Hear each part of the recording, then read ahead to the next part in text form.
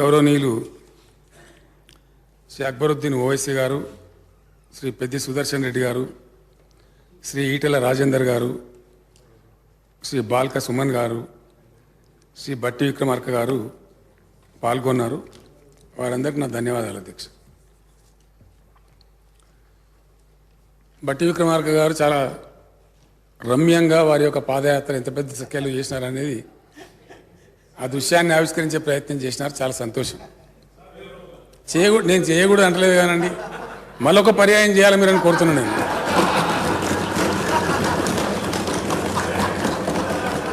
పోతా ఉన్న కొద్దిగా వార్తలు వస్తాయి అధ్యక్ష. పాదయాత్రాన్ని ఒక నాయకుడు బయలుదేరితే డెఫినెట్గా ఎందరో కొందరు వచ్చి కొన్ని సమస్యలు చెప్తారు అధ్యక్ష. అది సహజమైన పరిణామం. వారి దృష్టి కూడా వచ్చినాయి కాబట్టి మొత్తం మీద సెల్ఫ్ సర్టిఫికేషన్ బాగా ఇచ్చుకున్నారు వారు.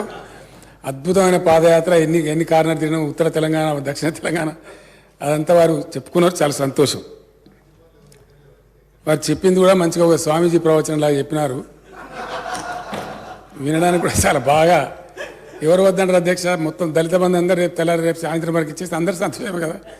ఎవరు కూడా వద్దన్నారు దాన్ని. అధ్యక్ష, ఇక్కడ ఒక విషయం తప్పకుండా స్ఫురణకు తెచ్చుకోవాల్సిన అవసరం ఉంటుంది.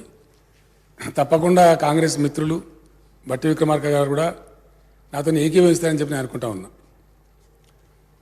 తెలంగాణ రాష్ట్రం సాధన అనే విషయం అధ్యక్ష 58 సంవత్సరాల సుదీర్ఘ పోరాటం. ఒక రోజుతో వచ్చింది కాదు, ఒక నాయకుడితో వచ్చింది కాదు. 58 సంవత్సరాల ఈ సుదీర్ఘ పోరాటానికి అసలు ఆద్యులు ఎవరు అధ్యక్ష?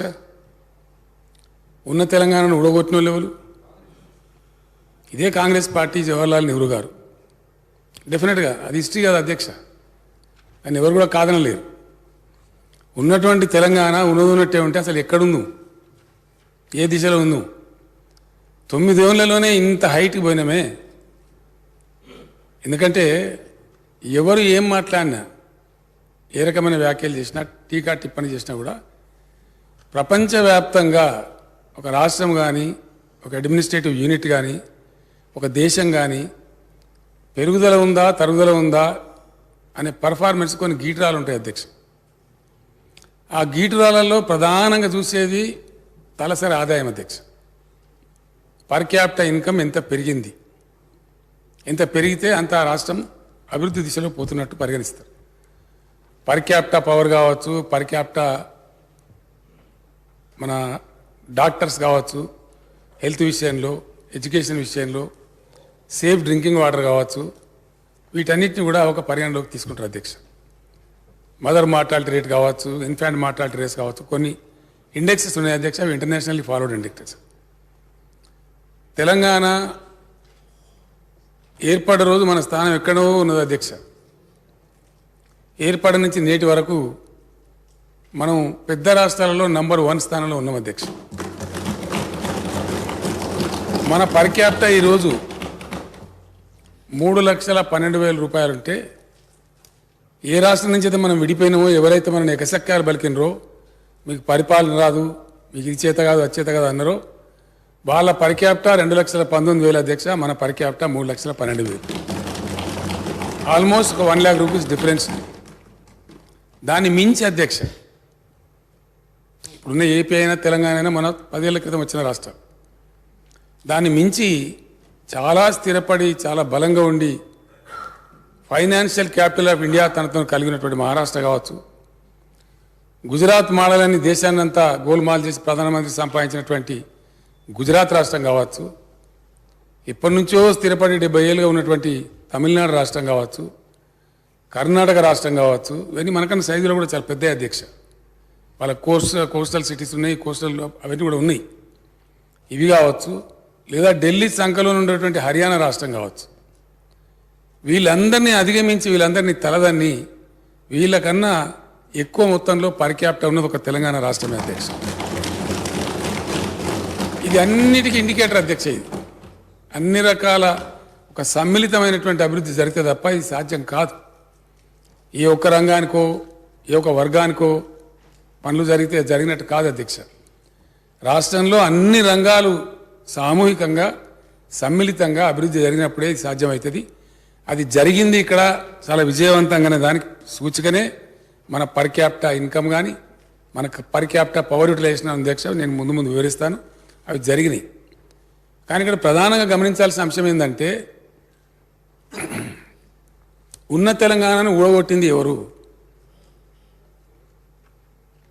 బాధ్యులు అధ్యక్ష? దానికి జవహర్లాల్ నెహ్రూ గారి ఆధ్వర్యంలో నానా రకాల ఆ రోజు కూడా విద్యార్థులు, తెలంగాణ మేధావులు, తెలంగాణ ప్రజలు తీవ్రంగా వ్యతిరేకిస్తూ ఉంటారు.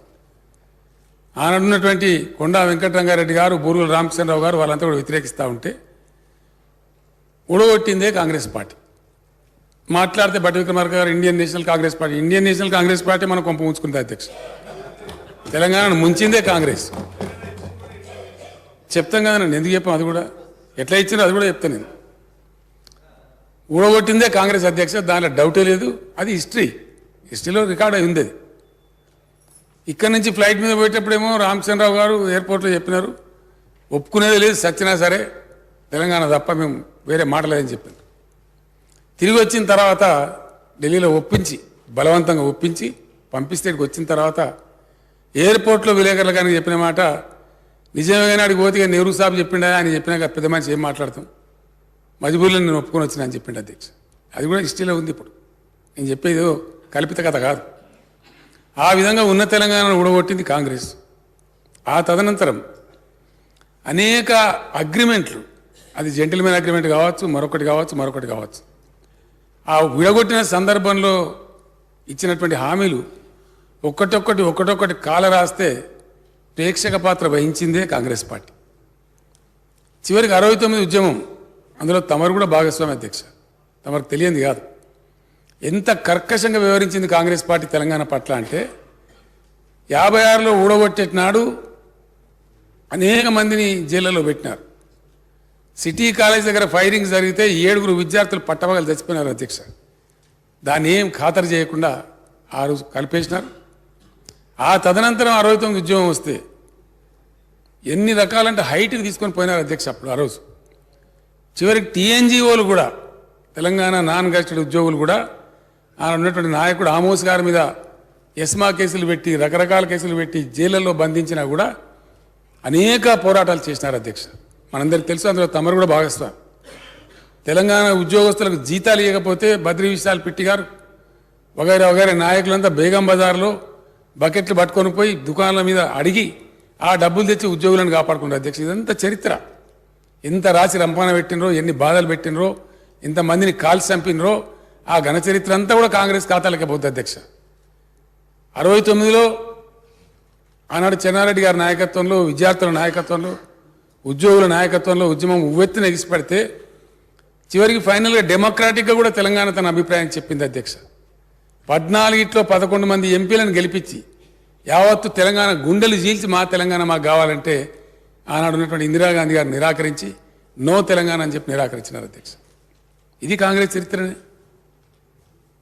దాని తర్వాత ముల్కీ రూల్స్ కొల్లగొట్టబడి ఉద్యోగాలు మొత్తం మాయమైపోయి నీళ్లు మొత్తం పోతా ఉంటే తట్టెడు పుట్టెడు మన్ను తీసి ప్రాజెక్టులు దశాబ్దాల తరబడి పెండింగ్ పెడతా ఉంటాయి. దశాబ్దాల తరబడి ప్రాజెక్టులు పెండింగ్ పెడతా ఉంటే కూడా మౌన ప్రేక్షక పాత్ర వహించింది కూడా కాంగ్రెస్ పార్టీ నాయకులే అధ్యక్ష. తెలంగాణ కాంగ్రెస్ నాయకులే, వేరే వాళ్ళు కాదు. సోనియా గాంధీ గారు థ్యాంక్స్ చెప్పి బట్టి విక్రమార్క గారు చిన్నగా దాని నుంచి స్లిప్ అయ్యే ప్రయత్నం చేసినారు. తెలంగాణ ఎంత యాతన అనుభవించిందో, ఎంత బాధను అనుభవించిందో, ఎన్ని వేల మంది విద్యార్థులను, యువకులను కోరుకోయిందో, ఎన్ని లక్షల మంది 69 అధ్యక్ష కళాశాలలు, హాస్టళ్లు అన్ని జైలు అయిపోయినాయి తెలంగాణలో. ఆ విధంగా 41 సంవత్సరాలు ఈ దేశాన్ని పరిపాలించిన కాంగ్రెస్ పార్టీ తెలంగాణ ప్రజల యొక్క మనసులను తీవ్రంగా గాయపరిచి చాలా భయంకరంగా ఆ రోజు వ్యవహారం చేసిన విషయం చరిత్రలో మర్చిపోలేం అధ్యక్ష. ఈ సందర్భంగా మనం పునశ్చరణ చేసుకోక తప్పదు. తెలంగాణ సమాజానికి కూడా ఒకసారి జ్ఞాప్తికి తేవలసిన బాధ్యత మా మీద ఉంటుంది. ఆ తదనంతరం వచ్చినటువంటి తెలుగుదేశం పార్టీ వాళ్ళు ఒక 17 సంవత్సరాలు నిర్వాహకం చేస్తే అప్పుడు మరింత పరిస్థితులు తెలంగాణలో దిగజారిపోయినాయి అధ్యక్ష. చాలా ఘోరంగా దిగజారిపోయినాయి. ఎంత ఘోరంగా దిగజారినాయి అంటే ఆ రోజు స్పీకర్ స్థానంలో కూర్చున్నటువంటి వ్యక్తి, తమరు కూర్చున్న స్థానాన్ని అధిష్ఠించిన వ్యక్తి అధ్యక్ష ప్రణయ్ భాస్కర్ అనే ఒక ఎమ్మెల్యే తెలంగాణ అంటే నో తెలంగాణ అనే పదం వాడటానికి వీల్లేదు అని స్పీకర్ రూలింగ్ ఇచ్చినటువంటి స్థాయికి తెలంగాణ దిగజారిపోతే ఆ రోజు కూడా మౌన ప్రేక్షక పాత్ర వహించింది కూడా కాంగ్రెస్ పార్టీ అధ్యక్ష. అపోజిషన్లో ఉండి కూడా వీళ్ళ నోర్లు పెగలలే.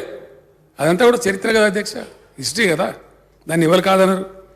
ఆ విధంగా జరుగుతూ చివరికి చంద్రబాబు నాయుడు ముఖ్యమంత్రి గారు ఉన్న సమయంలో ఆయన విపరీతంగా విద్యుత్ ఛార్జీలు పెంచేసి సంస్కరణల పేరు పెట్టి ఆ ముసుగులో విద్యుత్ ఛార్జీలు పెంచి 1 సంవత్సరం కాదు 3 సంవత్సరాలు కంటిన్యూగా 15% చొప్పున పెరుగుద్దని చెప్తే అప్పటికప్పుడే నేను ఒక నిరసన లేఖ రాసిన అధ్యక్ష. నేను ఆ రోజు డిప్యూటీ స్పీకర్ ఉండేవాడిని. నిరసన లేఖ రాసినంత పేపర్లలో వచ్చింది బహిరంగంగా. ఆ తర్వాత కమ్యూనిస్ట్ పార్టీల ఆధ్వర్యంలో బషీర్బాగ్లో ప్రజలు రైతులు నిరసన తెలియజేయడానికి హైదరాబాద్ వస్తే పట్టబగలు 11 మీరెక్కడదండి, మీరు తర్వాత వచ్చి కూర్చున్నారు. మీ తర్వాత వచ్చి కూర్చున్నారండి, మాకు తెలియదా? మీ ఎమ్మెల్యేల నిరాదీక్ష అవన్నీ మాకు తెలుసండి, మేము ఎక్కడ పోయినాం? మేము ఉన్నాం కదా.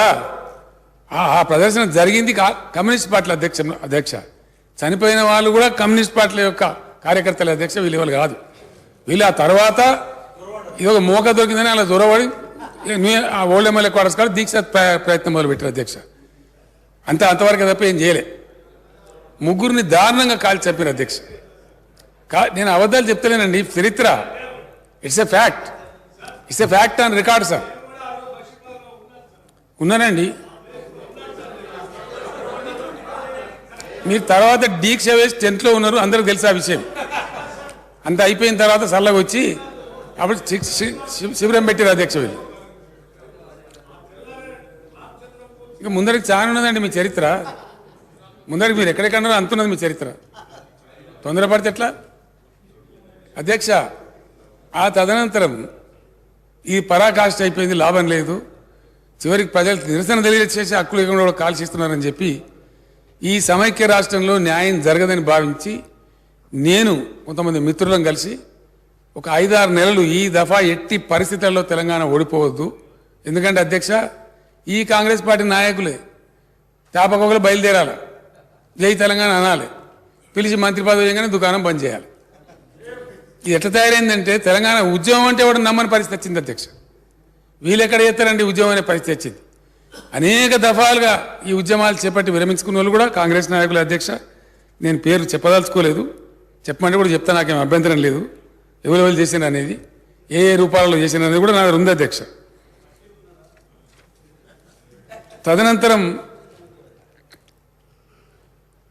ఒక 5-6 నెలలు సుదీర్ఘంగా చర్చ జరిపి మేధోమదనం చేసి ఎట్లా రావాలి తెలంగాణ ప్రజలనే తెలంగాణ విశ్వాసం లేకుండా పోయింది. ఉద్యమం చేద్దామంటే కూడా వాళ్ళు సహకరించే పరిస్థితి లేదు, అంతా కారుచీకటి అలుముకున్నదని చెప్పి ఒక 5-6 మాసాలు ఉద్యమ పందా పూర్తి స్థాయిలో నిర్ణయించుకొని చివరికి 2001 ఏప్రిల్ 27 నాడు స్వర్గీయ కొండాలక్ష్మణ్ గారి ఇంట్లో వారు ఆశ్రయం ఇస్తే మేము అక్కడ జెండా ఎగిరేసి జై తెలంగాణ ప్రస్థానం ప్రారంభించాం అధ్యక్ష.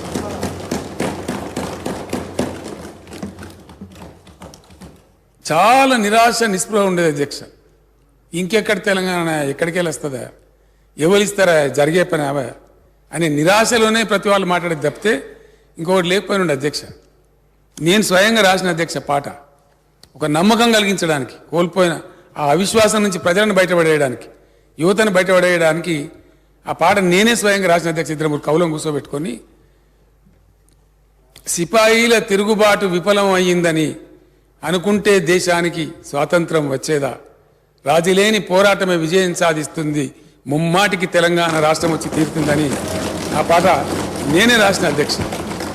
అదే పద్ధతులలో రాజీలేని పోరాటం చేసిన అధ్యక్ష. మేము ఎక్కడ వెనుకకు పోలే, అనేక ప్రలోభాలు పెట్టినారు, పార్టీని జీల్చే ప్రయత్నాలు చేసినారు, చాలా చేసినారు, అనేక రకాలుగా బాగా హింసకు కూడా గురి చేసినారు. అయినా కూడా మేము ఎక్కడ ఎన్నిదిరగకుండా పోరాడినాం కాబట్టి తెలంగాణ ఇయ్యవలసిన ఒక కంపల్షన్ క్రియేట్ అయింది కాబట్టి ఆ కంపల్షన్లో వచ్చింది అధ్యక్ష. దానికి సంబంధించి కొన్ని విషయాలు మర్చిపోలేము అధ్యక్ష. ఆ గాయాలు చాలా గుర్తుంటాయి. వీళ్ళు పెట్టినటువంటి గాయాలు, వీళ్ళు పెట్టినటువంటి బాధలు, ఉద్యమాన్ని అవహేళన చేసిన పద్ధతి, ఉద్యమంలో పాల్గొన్నటువంటి ఆనాటి నాయకులను అవహేళన చేసిన పద్ధతి, ఆంధ్ర నాయకులకు ఏ విధంగా వీళ్ళు తాబేదారులుగా వివరించిన పద్ధతి అందరికీ తెలుసు అధ్యక్ష.